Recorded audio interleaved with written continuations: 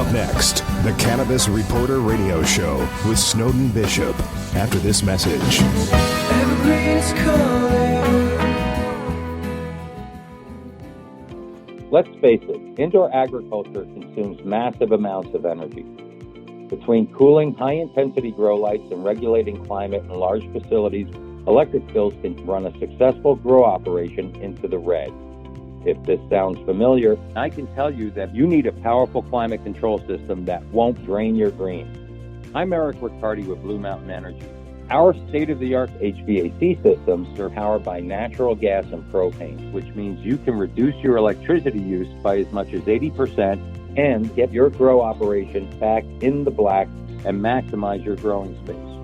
Visit BlueMountainEnergy.com to schedule your free energy assessment and see how Blue Mountain Energy can put that green back in your pocket. And now, it's time for the Cannabis Reporter Radio Show with Snowden Bishop. Listen in as Snowden interviews cannabis industry pioneers, marijuana experts, policymakers, medical practitioners, patients, and other amazing individuals with compelling stories to share. It all happens right now. Here's the Cannabis Reporter, Snowden Bishop. Evergreen is calling. Hi, and welcome back to the Cannabis Reporter Radio Show. I'm Snowden Bishop, returning from a rather long hiatus to take care of my family. I'm grateful to be back in the studio, and thank you for joining me. I do hope that you and yours are staying safe and healthy in this strange and frightening era we're living through.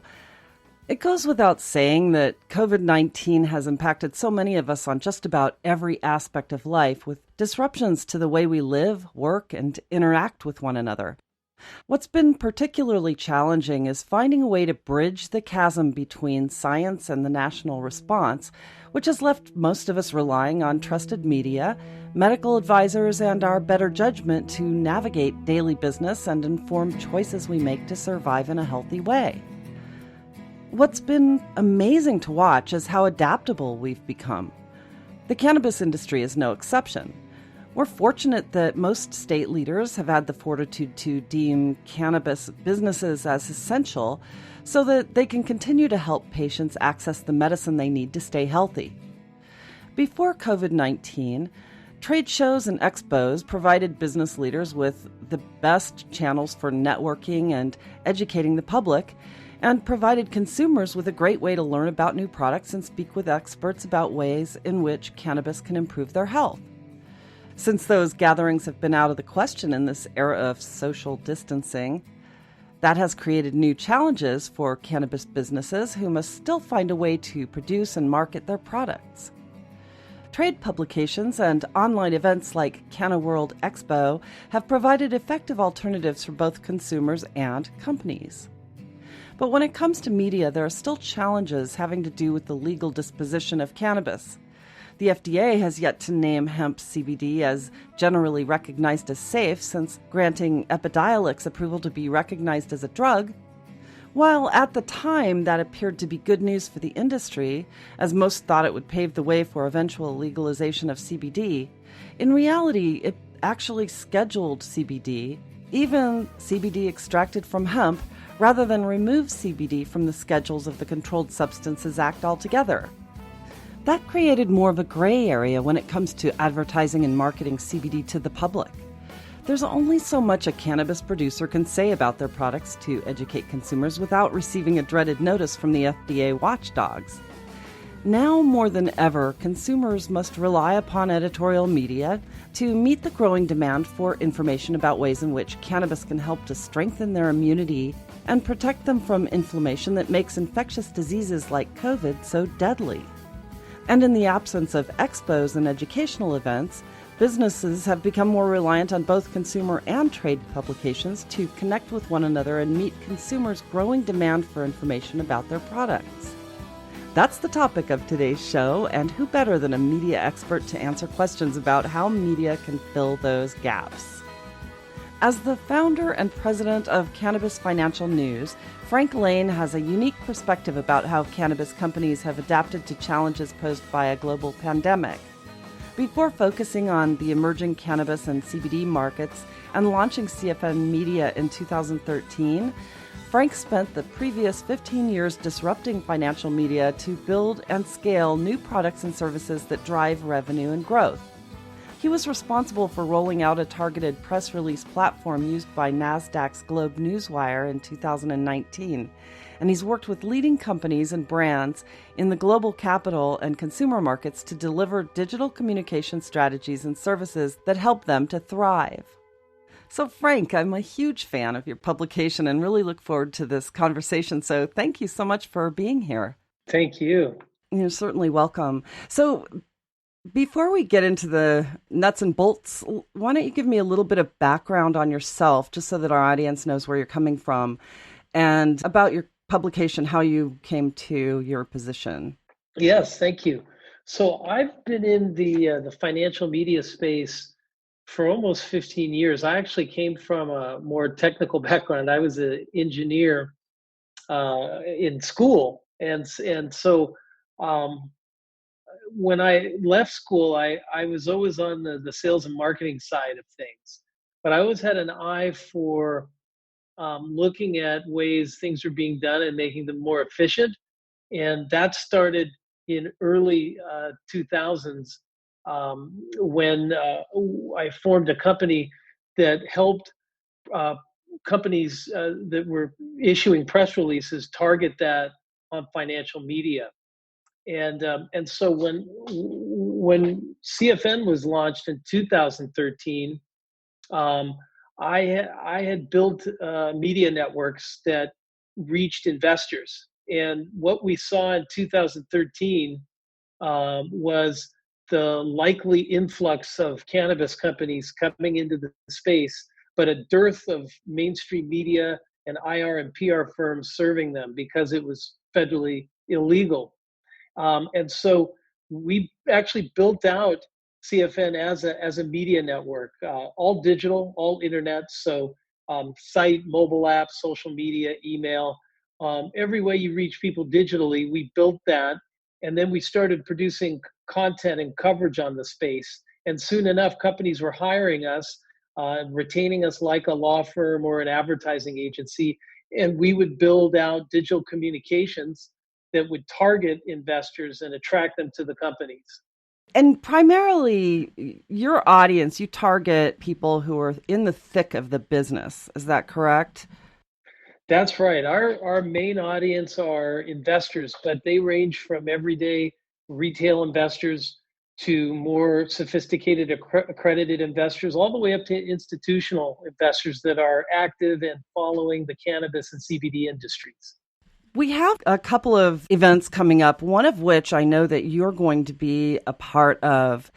This is going to be a great way, I think, to engage people during this social distancing period that we're going through. Tell me a little bit about how you see that really helping companies who are in the CBD space, especially, to market their products during not only this time, but just in general, because we've seen so many changes and there are so many challenges for companies who are dealing with FDA regulations or the lack thereof, the lack of guidelines, and the changes that have occurred in the CBD industry specifically. Give me a little bit about that from your perspective. Yeah, it's a great question because, even though we started out on the investor side, last year we decided to branch out into the direct-to-consumer side to help CBD brands. And the reason we did that is we saw that, and we heard this in talking to CBD brands, that the number of CBD consumers seemed to have plateaued late last year. And I can explain why I think that happened. But at the same time, while that was happening, more and more CBD brands were launching. And you can just do the math and see that the outcome is that these CBD companies are struggling in terms of increasing their revenue. And it's because they're all fighting over the same finite audience. And that leads to decreased pricing. And so one of the things we did is when we launched our direct-to-consumer business line is really try to find new ways to reach consumers that aren't using CBD right now, but um, have heard about it, like the benefits, but they need to be educated. And so education is a key thing. And like you said, with the FDA, so is compliance. The FDA has not given really strong guidance.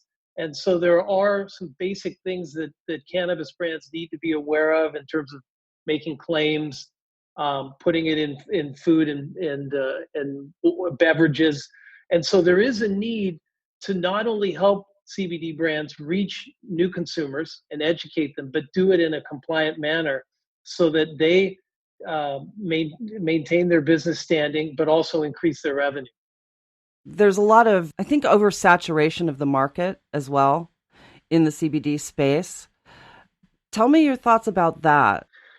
Yeah, there is. I think, you know, we saw this in the cannabis industry where when the market was just starting out, people were getting licenses.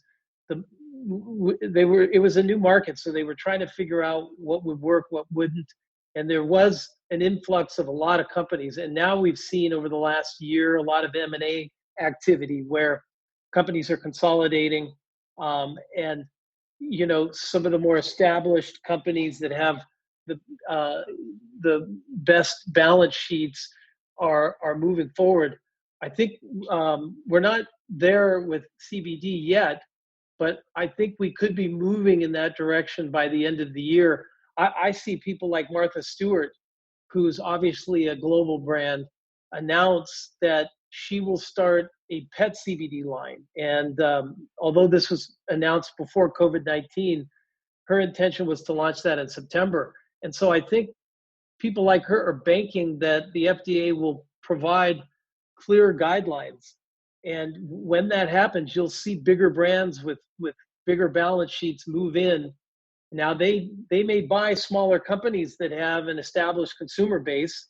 So smaller companies still could thrive in that respect.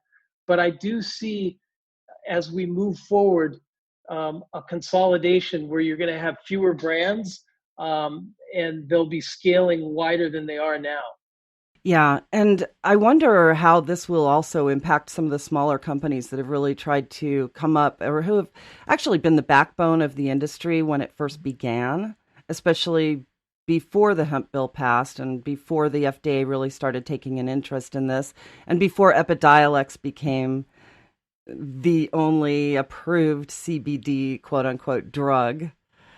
It just seems as though there's going to be some shifting going on. And do you have any fears that the industry will be so dominated by these larger companies that the smaller companies won't survive?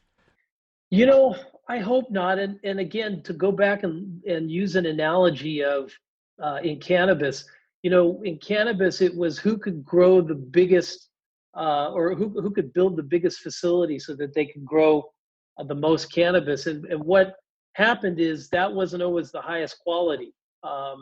And so now you've got the emergence of craft growers, almost like in the beer industry where we saw the Budweisers and the big beer makers. They started being impacted by smaller craft breweries that were regional, that were building with real high quality products and tastes. And they're still thriving, and I'm seeing that with cannabis. So I believe, even though the CBD industry will consolidate around bigger brands, there'll still be an opportunity for smaller companies that are addressing niche audiences and needs to still continue thriving. You and I have spoken before about the issue of marketing CBD and how media outlets need to be careful, but also instructive to their clients, to the advertisers, about how to position themselves without overstepping some of the regulations that tell them that they can't talk about what their product does. How are you handling that with your advertisers, and what would your advice be to some of these companies? Yes. Well, start with education on the basics of what we do know about the endocannabinoid system and why